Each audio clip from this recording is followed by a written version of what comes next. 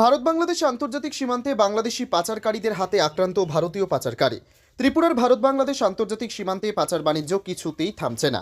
এই পাচার বাণিজ্য যেন দ্রুত গতিতে চলছে। পাচার বাণিজ্য বন্ধ করতে এক প্রকার ব্যর্থ বললেই চলে বিএসএফ জওয়ানরা।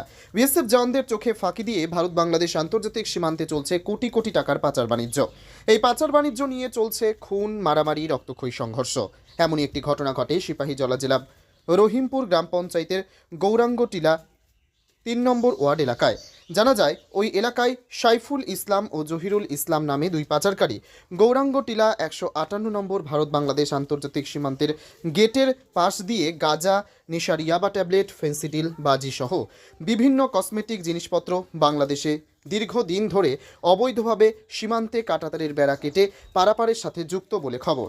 সকালে এই অবৈধ পাচারে তাদের ইমরান হোসেন নামে এক যুবক বাধা দিলে দুই পাচারকারী বাংলাদেশ থেকে গুন্ডা ভাড়া করে নিয়ে এসে তার উপর আক্রমণ চালায়, তাকে প্রাণে মেরে ফেলার চেষ্টা করে। পরে গ্রামবাসীর হস্তক্ষেপে কোনো রকমে বেঁচে যান ইমরান হোসেন নামে ওই যুবক।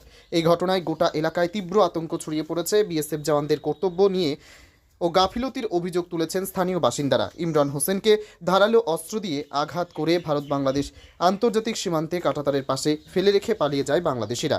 পরবর্তী সময়ে গ্রামবাসীরা তাকে উদ্ধার করে হাসপাতালে নিয়ে আসে। আক্রান্ত যুবকের মাথায় 4টি সেলাই লেগেছে।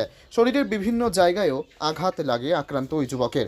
এই ঘটনার পরিপ্রেক্ষিতে আক্রান্ত যুবকের পরিবারের তরফ থেকে কলমচোড়া থানায় লিখিত একটি অভিযোগ দায়ের করা হয়েছে।